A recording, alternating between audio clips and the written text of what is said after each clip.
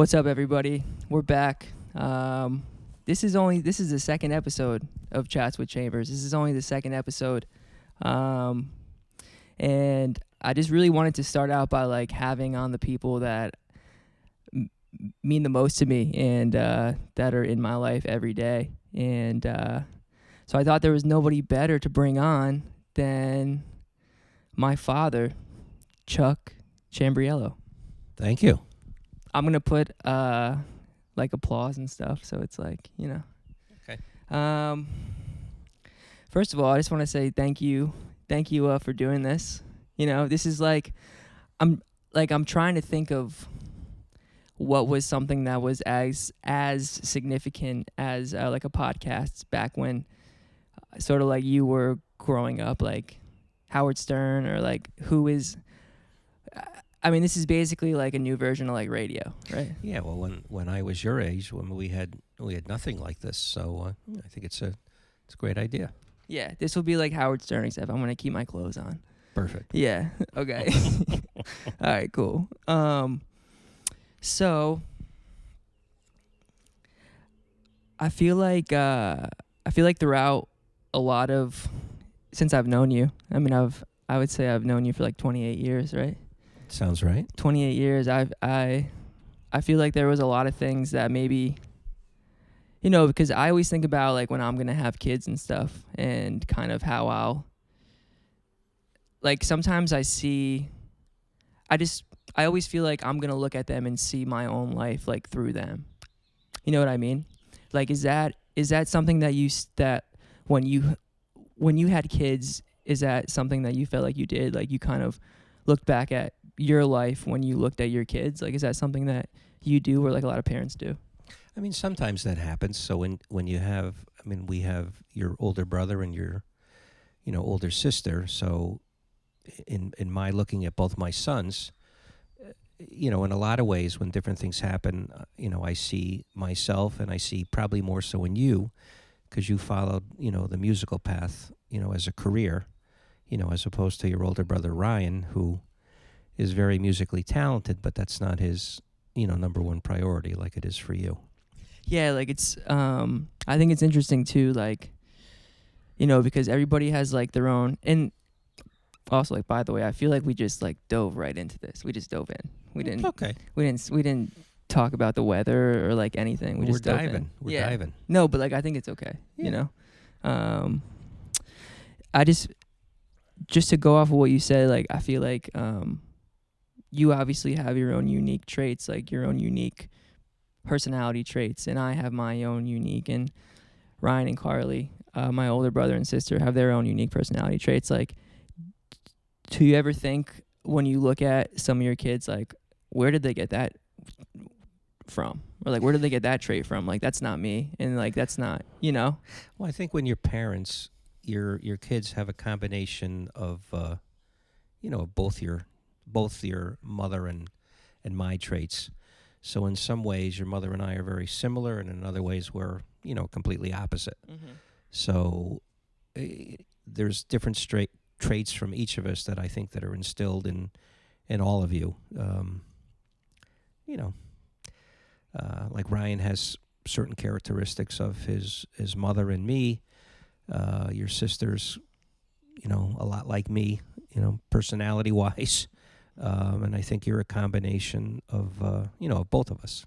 Yeah, I think I'm definitely a good balance of you both, which I feel I use certain parts of your brain for certain things, and I use certain parts of mommy's brain for other things. Mm-hmm. Does that make sense? Mm-hmm. Mm-hmm. Yeah. Yeah, it's just interesting.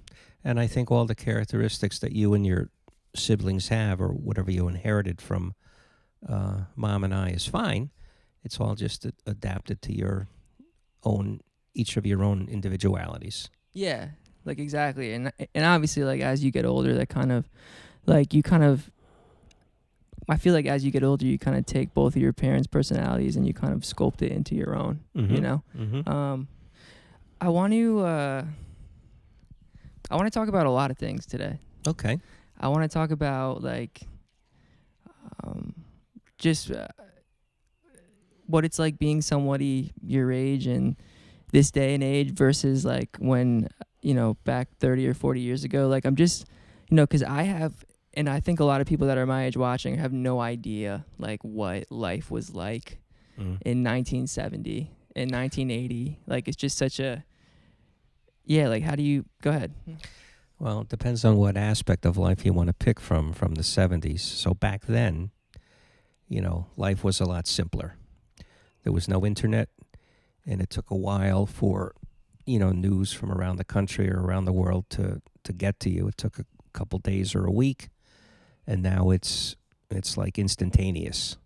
So that's good and it's bad. So the world was a simpler, calmer place back before the internet and social media and cell phones and everything else. And, ironically, everybody survived. You hear all these stories on Facebook, well, I drank water from the hose and I didn't die, and I, rode my bike without a helmet, and I'm still here. And it just was easier. Yeah, I feel like everybody now is a lot more like scared. Does that make like maybe scared is the wrong word, but I think people are a lot more like. Go ahead. Well, everybody is,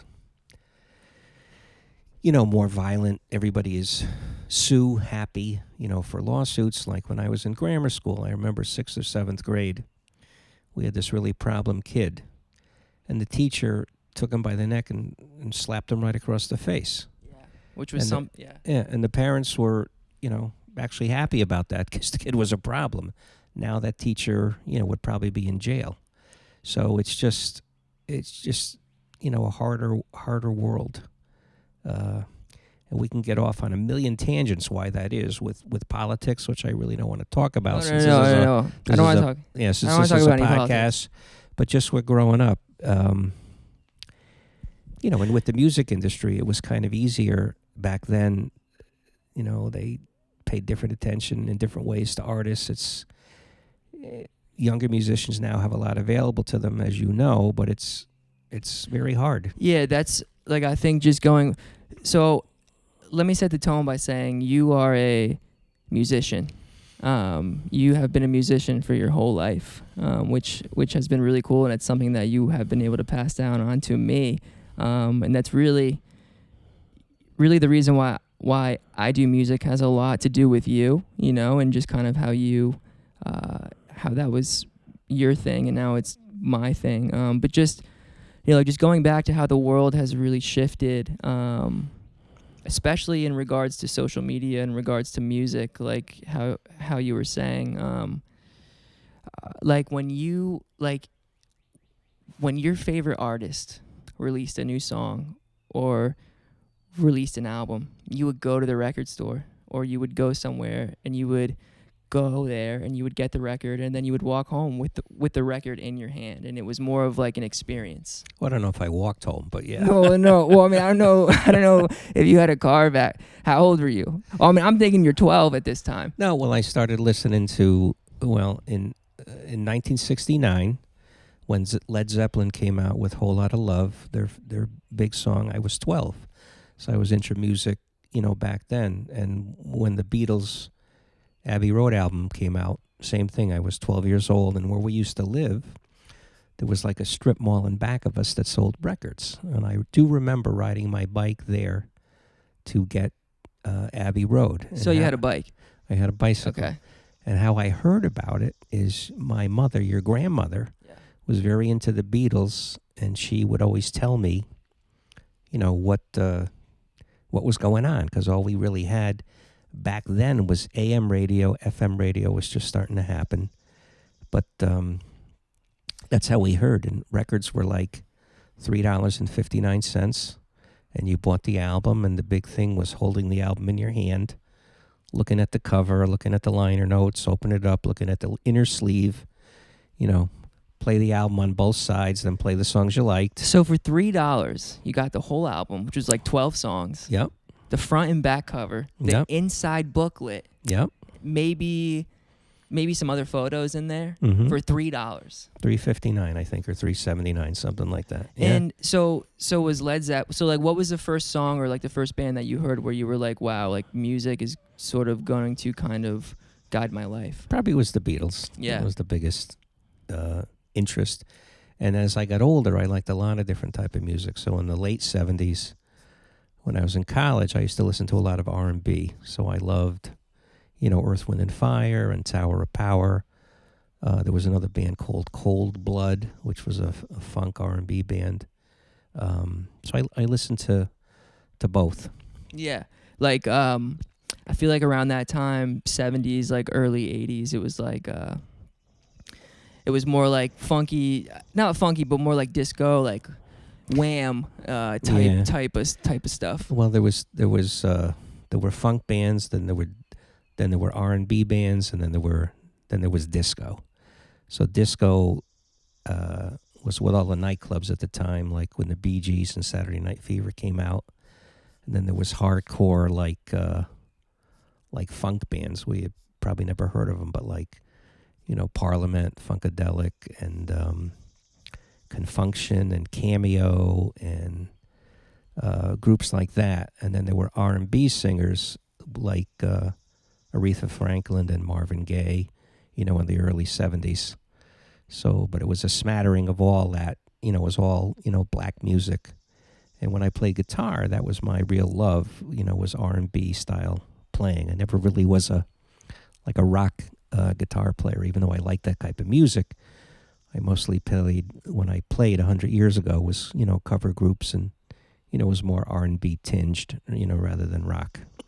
And then so, what was it like as far as going, like meeting people, like meeting women, or like did you go in like the 70s and 80s? You went to like a disco, or you went to like a club, or like what was like the social atmosphere, I guess, in that time?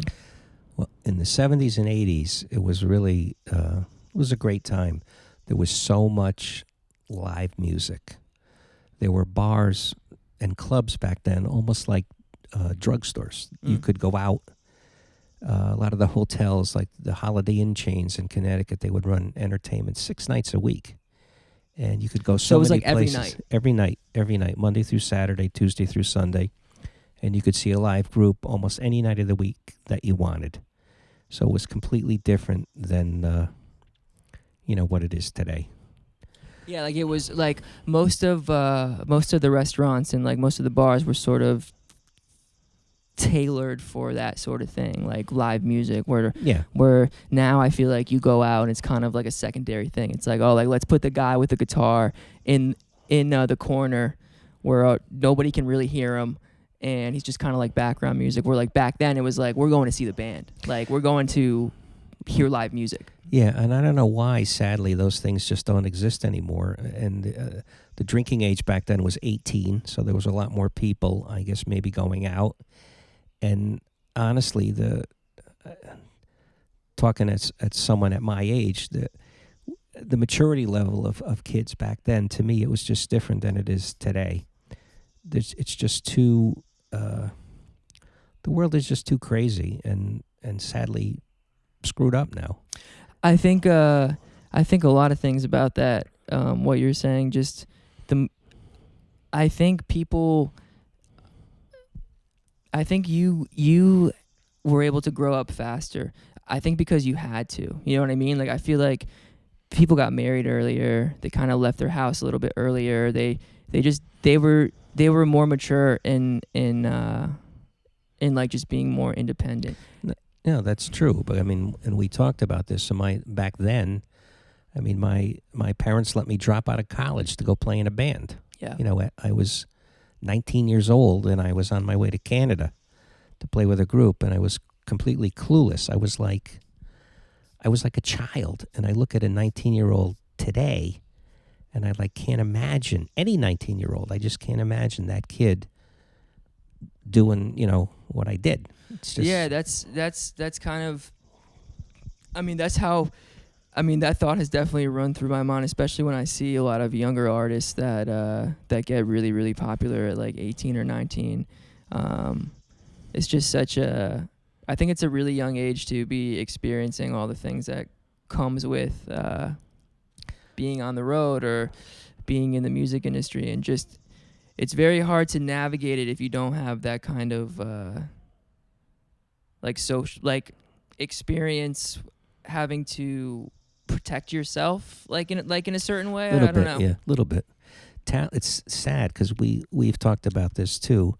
Talent with labels and talent is almost secondary right now. It's all about, your streams and your numbers, and it becomes, if you're not careful, it becomes an obsession with an artist. And back in the day, they would have an A&R guy, you'd send in a cassette, and if you were lucky enough to get signed, the label would work with you and mold you and promote you into an artist.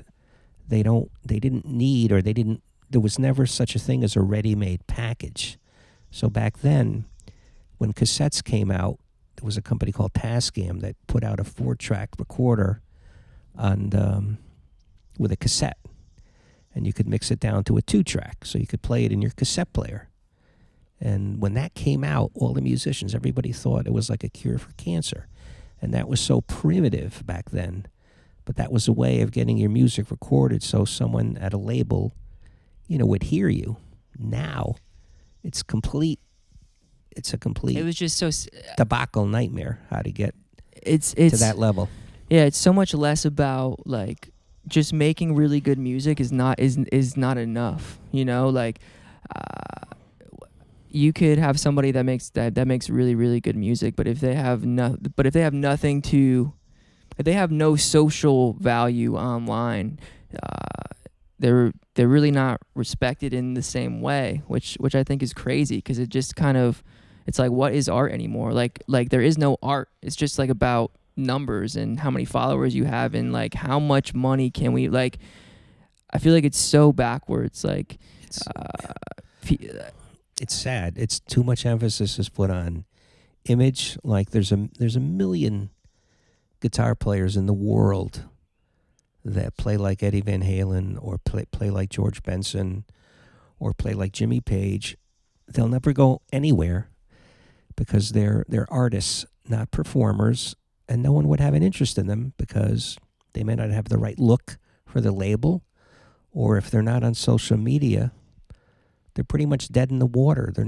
It's never going to happen. I mean, for like, them. you're just irrelevant at that point, which is unfortunate. But I think unfortunately and fortunately, that's just, the world is moving in that sort of direction more. There's all like this AI stuff. I don't know if you've seen any of that, where like people are literally writing songs and using the voice of another artist and saying, like, it just, like, if I was that artist and I had a bunch of people that were making songs of me that I never sang, but it was my voice, it's like, how do you compete with that? It's like, it's because some of these songs that a lot of these people are making are like a little bit better than the actual artist songs, and it's not even the artist. It's just such a different,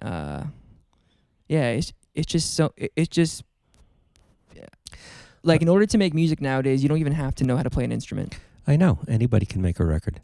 And I don't understand the reason for all the AI. I mean, now with AI and a hologram, I could sing a duet with Elvis like he was sitting right next to me on the couch. I mean, so, which is cool. I kind of want to see that. But I don't understand. I don't know. I don't understand why we need to go, like in that direction. Yeah. So, it's very. I want to talk more about music because it's something that we have in common. I think it's something that we really haven't gotten a chance.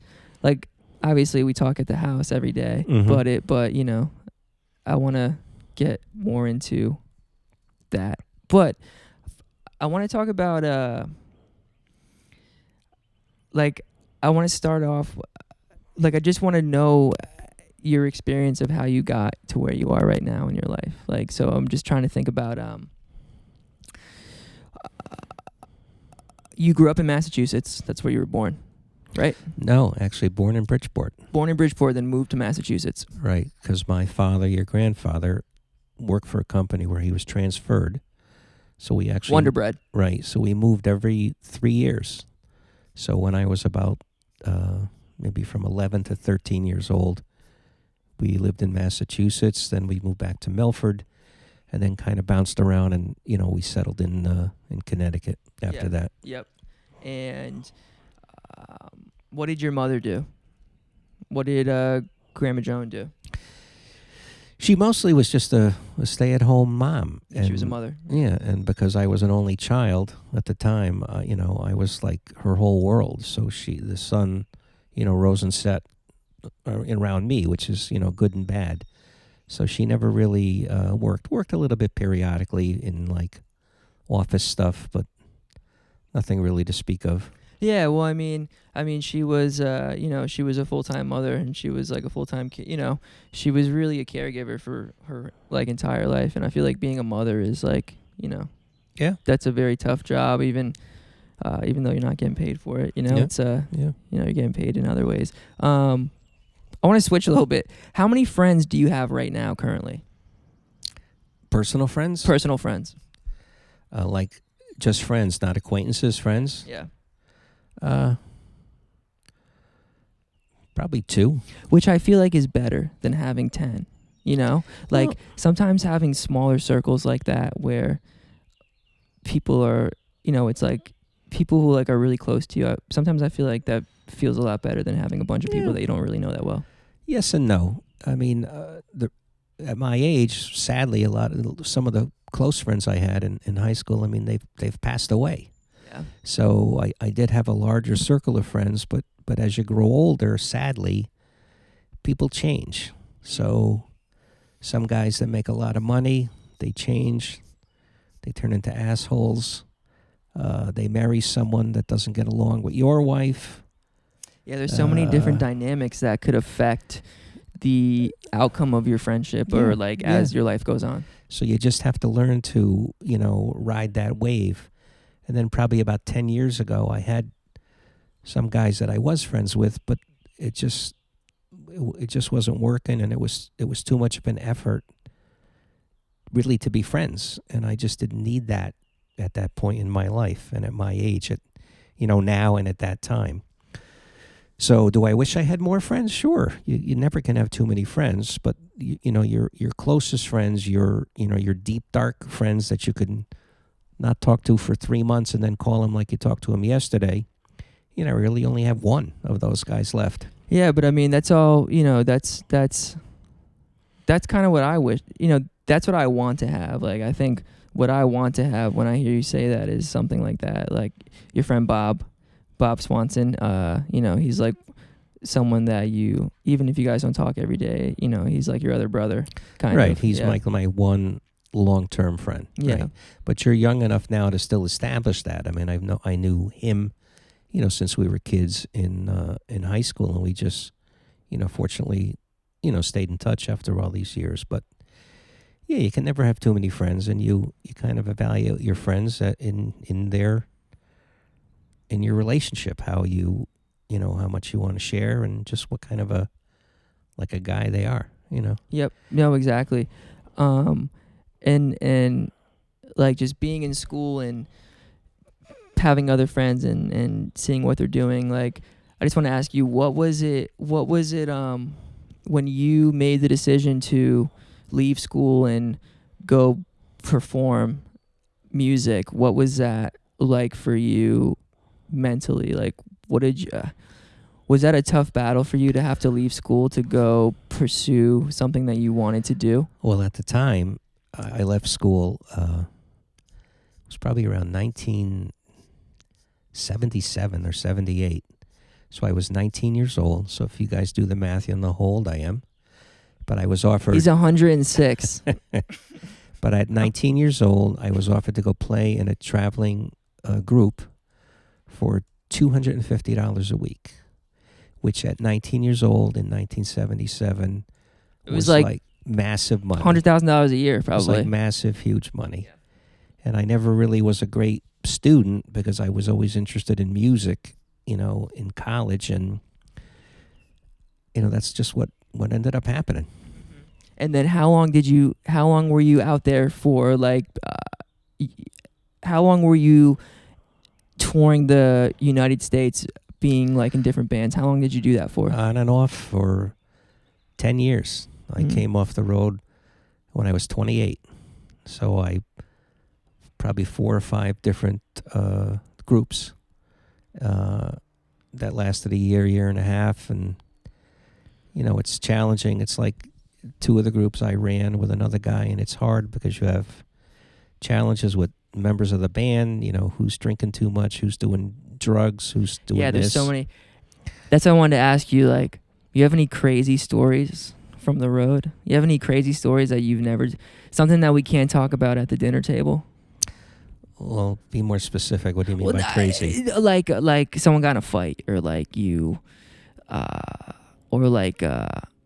or someone like robbed you guys, or like something crazy. No, nothing really. There was just a lot of weird characters that used to, the Midwest. It's a lot like played in Beckley, West Virginia. Just a lot of interesting people that come into the room that are like especially back then, bizarre and frightening. Yeah, and there was a lot of drugs. The assumption back then was when you play in a band, everybody assumes that everybody in the band does drugs, that's still kind of what it is. What's like now, which wasn't the case. So we used to get offered, coke and stuff all the time just by guys in the club that were wasted and just want to hang out with the band and assume that everybody did that. And some of the guys did, and some of the guys didn't. So, though that's kind of how it is right now. Like, people have this this assumption, or like this label, that if you're like a musician, then you must be either have like mental health issues, or you must like smoke weed, or like do something, which is a really weird. Like, I think it's gotten that because I feel like a lot of musicians have committed suicide, or like maybe it's gotten that reputation for a reason, but I think maybe back in the 70s and 80s it was a little bit more tolerated. Like, yeah, I mean, that was which is kind of the thing. That was the stereotype back then. Yeah. Everybody assumed that, if the guy's a musician, he's into that, because the public by and large is, and they're still that way. They're not that smart. So that's why, there's a lot of crappy artists that are successful, like they suck, but there's a certain appeal they have to the public, and so their music sells. Yeah. So. Yeah, like there's a lot of that's the other thing I wanted to ask you about, because nowadays, because of social media and because anybody can make a song, there's a lot of one-hit wonders out there right now. Mm-hmm. There's a lot of people that have one big song and then you just really never hear from them again. Were there a lot of bands and artists back when you were growing up that had one song and it was like, what happened to them? Yeah, there were, and I can't remember them. Yeah. Off the top of my head. But the problem is, once you get to that point and you do have that one hit, you kind of have to ride that and stay grounded and hope who's ever handling you is parlaying that into something else, and not piss away the money frivolously, and just kind of stay grounded. Yeah, like I feel like there's so many things that you need to do for yourself, like internally, before because having a hit song is so rare, and it's so rare to be able to have another hit song after that hit song. It's just such a I think it's only getting more difficult, because there's so many outlets for people to make music now, and yeah, I mean, like I said, anybody can just make a song, which makes me think about when you got off the road, when you said you were like 28, so you're like my age when you got off the road, and you at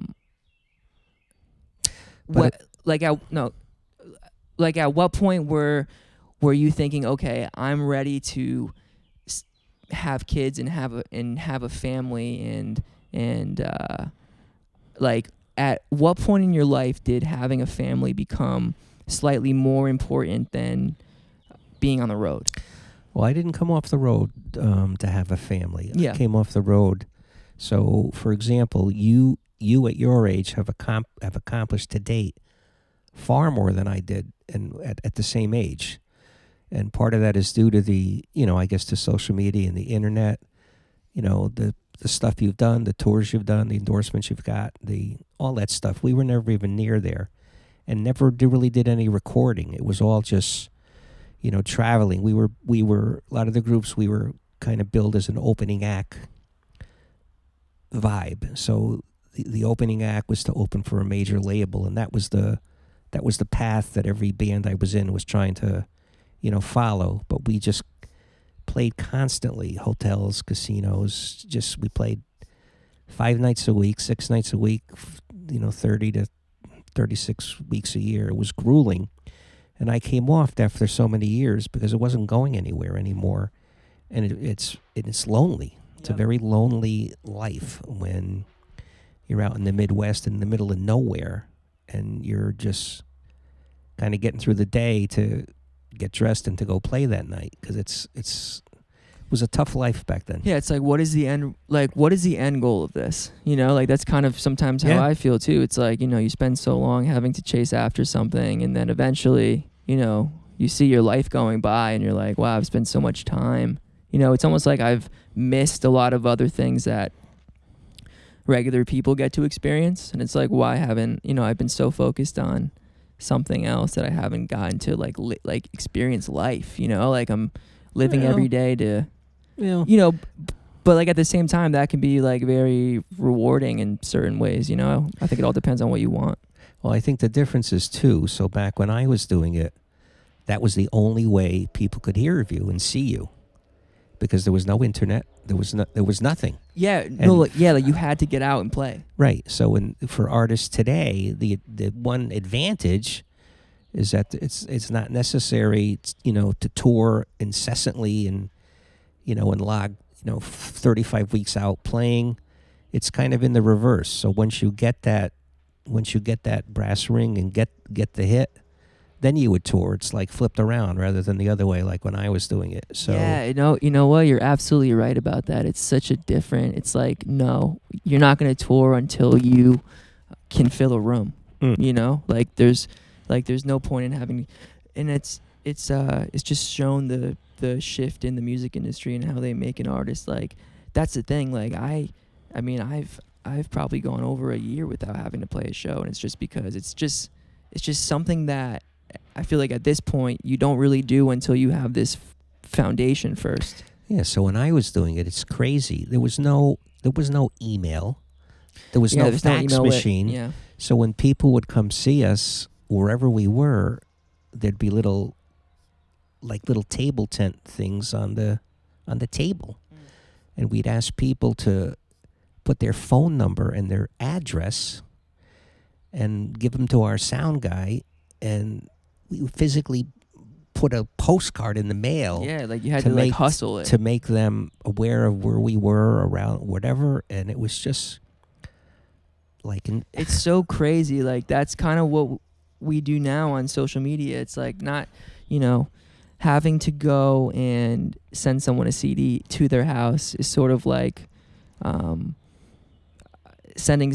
like having to go and send somebody like a direct message, like just making an effort to make that, to get your music heard. It's just like it's just such a different atmosphere now.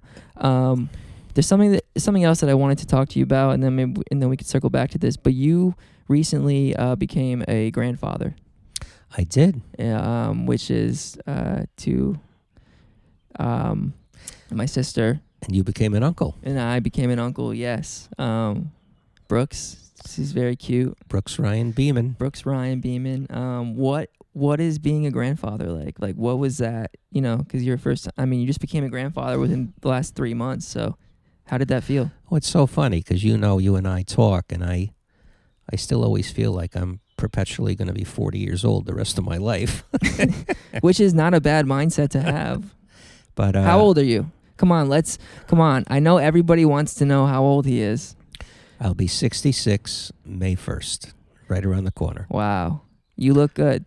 You look about 50. Thank you, son. It's okay. Seriously. How do you do it? Tell us. It's all done with hair dye.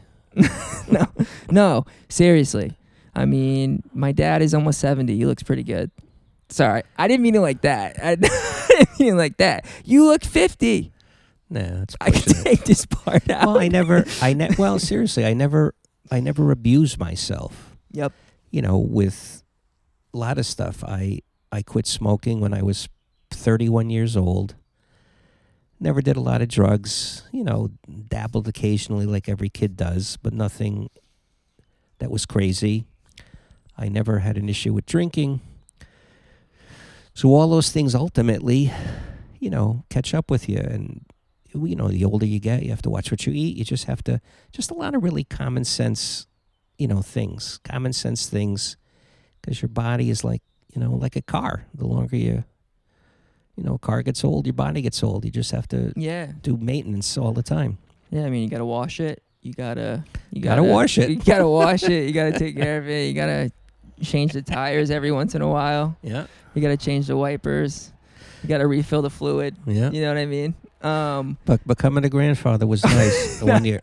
No, wait, hold on. Right, I just want to say. All right. No, I just want to say, like, it's weird sitting next to, you know, because I don't feel like you're 66. Like that's weird for me to think about because you don't act that way, and I don't feel like you're that way. You know. Well, you were the last kid born, and I was the oldest, so yeah. So I try to still, you know, want to stay young. Yeah. You know. Yeah, and something that you also do a lot too is you are also a construction worker on the side because something that my family has been doing is flipping houses, and what you do is, I mean, you're out in the yard working all day on a lot of these houses that, you know, the family is trying to flip. So I feel like you really do a lot to try to stay active and just make sure that like your body is always kind of moving. Yeah, well, I think the physical work is good. You know, I have to pace myself, but yeah, rather than just, you know, sitting dormant on the couch, you know, watching TV all day, you know, I want to, you know, try to keep active. Yep. So 100%. Yeah. So what is being a grandfather like? How has that affected your life, like emotionally and just how you see things? Well, it was funny when she told us she was pregnant, you know, we were happy, but it really didn't, you know, hadn't sunk in. And then as we watched her get bigger and bigger, and then when the baby was born, yeah, it's just a really nice,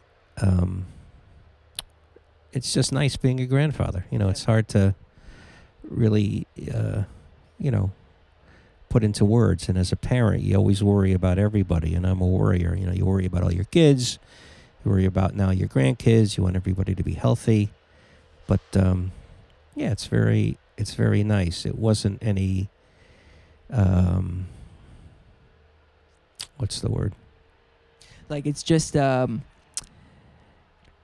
yeah, I mean, it just must be such a surreal thing where you know, like you probably can't find the words for it because honestly, I'm sitting here thinking about like, I don't even have kids yet. I can't even imagine my kids having kids. Yeah. You know, that's such a surreal feeling. Well, it sounds corny because, you know, when you have kids, they grow up fast. You know, and you turn around, you know, and you guys are all, you know, 3, 5, and 7, and now everybody's in their 30s, and it seems like it was only yesterday. So in that case, sometimes, you know, it makes you think, and it's normal. Everybody thinks of their mortality, you know, at my age, and it's just something that, you know, you think about it. It's just part of life. Yeah, I think that there's something also about it, you know, that is, I don't know. There's something that's like a little bit freeing about it, like freeing in the way where it's like, wow, like look at everything I've done and made, and all the things that I've gone through in my life have led me to this, which is like having kids and having like at some point you have to think like none of these people would be here if it wasn't for you. Mm-hmm. You know, like it's just it's interesting. It's a nice feeling because you look back and you see, you know, the family, and when you're you can't really pull it into words until you actually have a child. You know, you can kind of wrap your head around it, but like with your sister, I know she got it, but when they're actually in the delivery room having the baby, that's when you like definitely get it, you know? Yeah, like especially for the father. Yeah. Mhm. Oh yeah. I mean, I remember when Carly was when like 3 hours had gone by and we hadn't heard anything, you know, and we're just kind of waiting, and then once it's, you know, once like the baby's finally here, it's like this sigh of relief, I guess. Yeah. You know. Well, it's a big, you know, Yeah, it's like it's a birth. It's a big deal. You know, Yeah. It makes you really believe that there actually is a God for that to happen. Yeah, you know? it's like, how is that? Yeah, it's just It's amazing. yeah. Amazing. So your life right now is you have been in the real estate industry for over 15 years at this point, Right. which is such a huge shift from the creative life that you once lived, you know, because I think shifting from those two things, and you know, I think something that you've done a lot of your life, which I think that you're very good at, is like adapting to like certain situations based, like, I mean, you have adapted to a lot of things in your life like very fast, Yeah, it was always like, kind of a, which you is know, tough for a lot of people. Like a lot of people don't like change, you know. yeah. Well, I had kind of had a survivor sort of a, you know, mindset.